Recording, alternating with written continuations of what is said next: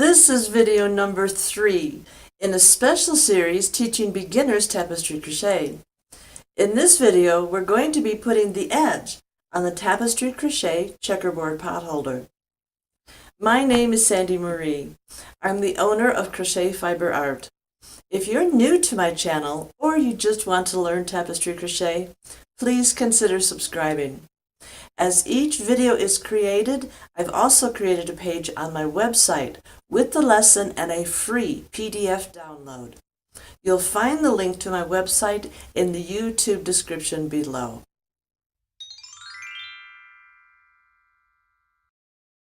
By the end of this lesson series for beginners, you will know how to make a very simple checkerboard potholder. But most important, you will have learned and practiced the beginner's skills and gained the base understanding of tapestry crochet. But it doesn't stop there. Throughout video after video, the learning continues. We'll create fun things, beautiful things, and you will learn techniques that honestly are not taught anyplace else yet. How do I know that? Because they are techniques that I've developed over 30 years of doing color work. So let's put a simple one round edge on our potholder. Now in the last video, we actually created the inside here of the potholder, the actual checkerboard part.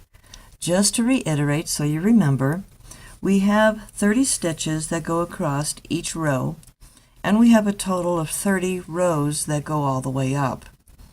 What we're going to be doing right now is we're going to be putting on a very simple edging. If you have an edging that you like, by all means, go ahead and put on your own edging. We're just doing something simple to finish it off. We're going to be going down the side here. So you would start with a chain 1, and I've already done that. This is the first stitch that you're going to start in right here, and you'll note that it's a little bit difficult to carry this color because the color actually comes below where your hook is going to be, but it's very important to still carry your color. So you would just insert your hook, do a single crochet just like you've been doing.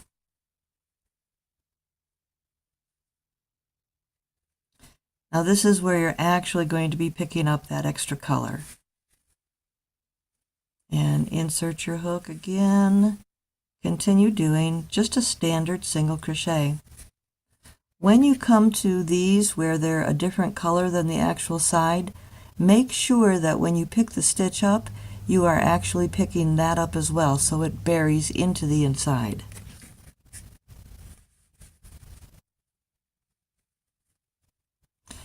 And this is very much the same as what you were doing while you were doing the inside of the checkerboard. You're going to actually do 5 stitches here. Each color block has 5 stitches. But again, we're going to stop on the 4th, and this is the 4th right here.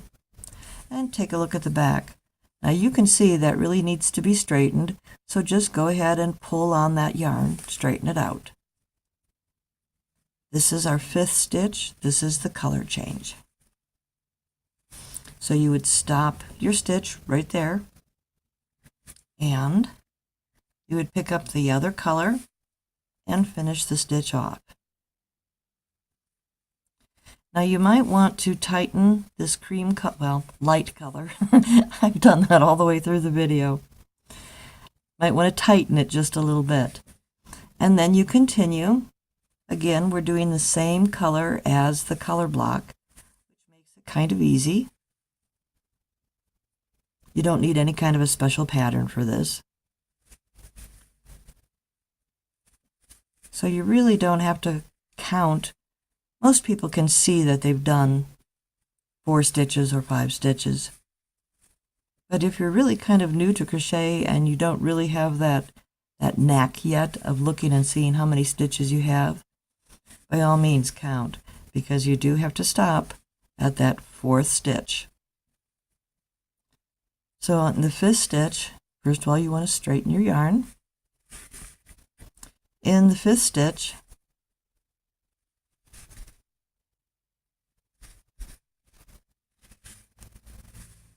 go ahead, start the stitch, and you're going to drop your yarn.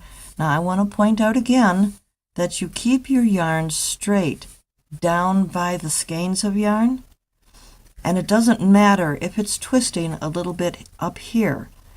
Your yarn is going to twist no matter what you do anyways, so you might as well control the twist and make sure that the skeins of yarn don't have to constantly be rotated to keep them straight.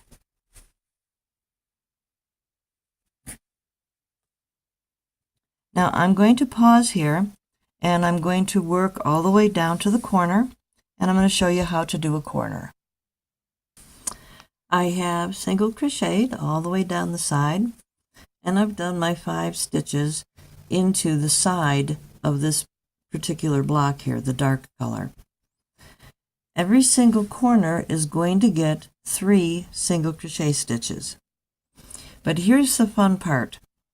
You're going to crochet over this extra stitch right here, or this extra thread rather, right here. Now the reason is probably just a personal reason for me. I don't like hiding loose ends, so anytime I can get away with crocheting over the loose end instead of going back and hiding it, well, I do. I don't know, maybe I'm just lazy. So I have 1 stitch in the corner already here. You're going to do 3 in that corner. So this is 1. Make sure you're carrying your yarn.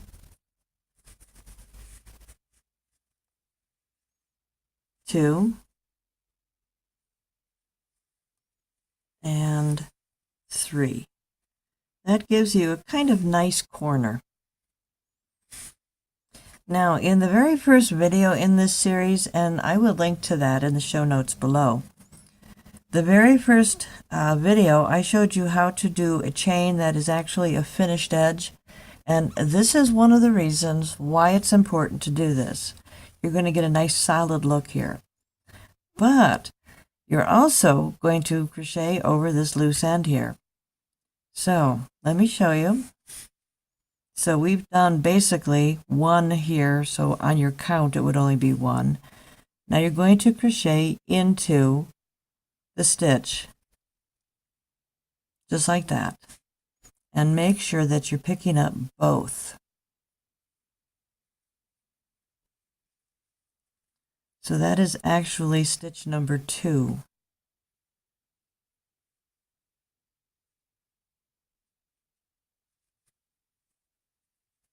And that's 3. And this is actually stitch number 4.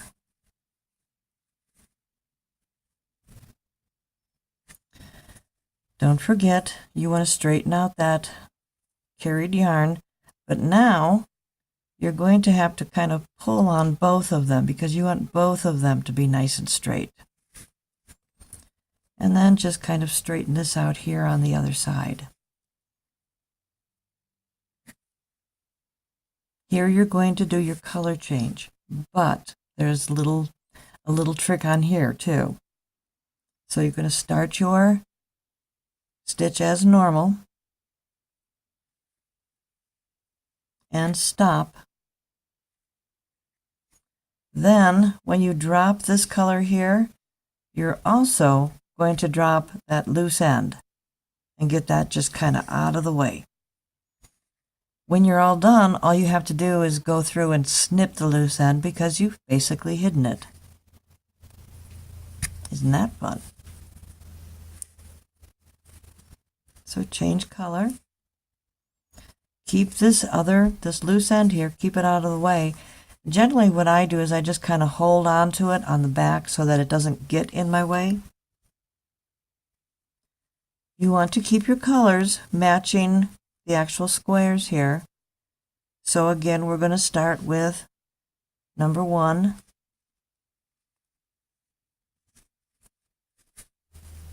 Just like so. And you'll keep going. you can see for a simple edge that it's actually kind of nice looking. It finishes it off. So what you need to do is you need to remember to match the colors of the square right here, or the dark color. When you get to the corner, every single corner is going to have 3 single crochet in it. On this corner, you have the opportunity to hide this loose end again. Then you're going to want to go up the side. You're going to want to go up the side here, and again, it's going to be 3 stitches in this corner, and you want to go across the top. And you want to, again, keep track of the actual colors and make sure that you're matching those actual colors as you crochet. Now I'm going to go ahead and I'm going to do my crochet all the way to the last corner here. And then I'm going to go ahead and I'm going to show you how to do that very tiny end loop that you use to hang your pot holder. I do want to remind you that there is a link to the website in the YouTube description just below. On the website, you will find a free PDF download, and you'll be able to see the written instructions for doing this. So I'm going to go ahead and pause. I'm going to finish up and get us to the very tippy-top corner. So I'll see you in just a minute. Actually, it's only going to be a couple seconds for you. So I've crocheted all the way around, and I'm at the same place that I started. You stop at the very 5th stitch that you put in here. You don't do 3 on this last corner. We're going to make the loop that you actually use to hang the pot holder with. Now this is just a tiny bit difficult because you're going to pick up both threads at the same time. And that's going to be a little difficult on the hook, so go slow. All you're going to do is a chain stitch. So the actual stitch itself isn't that difficult.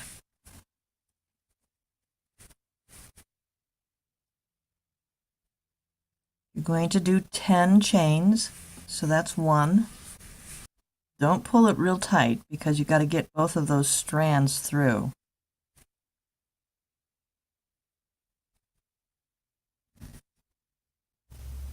And like I said, it's a little difficult because you're working with 2 strands here. That's 2. Oops. 3. 4.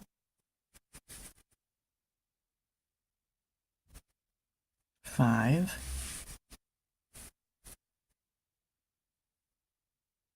6. 7. 8.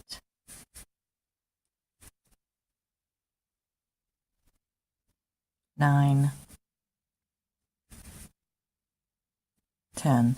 Now, if this loop is going to be too big for you, you're more than welcome to do less of the chain stitches here. Then you're going to slip stitch into the 5th stitch down here. So go ahead and count backwards. 1, 2, 3, 4, 5, because you want to make sure that you're catching the correct stitch to slip stitch into.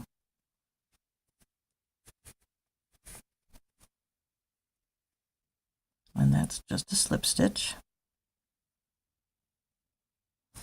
And from here, you're just going to go ahead and bind off. You're actually only going to need to have to hide 2 threads at the very end of this because you did hide the other ones down on the bottom. In the back, you crocheted over them. So that's it. You've created your loop, and like I said, you can make this smaller if you want. It's just the hooks that I have in my kitchen need something that's just a little bit bigger. Now there's one thing that I do want to show you, and I don't know if you're going to see it here in the actual video part, so I will also take a picture of this and post the picture, but this actually creates kind of an optical illusion. You can see here that because these boxes are actually larger, it almost looks like the entire box is your border and that this inside part right here is the checkerboard. And to me, I think that's just kind of a neat thing that happens to this particular pattern. Like I said, totally easy. This may not be a beautiful heirloom piece, but it will be your favorite potholder. Not only because it's good protection against heat, but it will always remind you of when you started tapestry crochet. So I hope you use your potholder. Don't forget to check out the YouTube description below. There you'll find helpful information and the link to my website where you can see the written lesson and download the free PDF. If you liked this video, please click the like button below and don't forget to subscribe.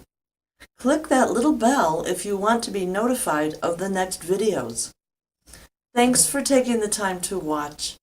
I'll see you in the next video. Until then, make it an awesome day.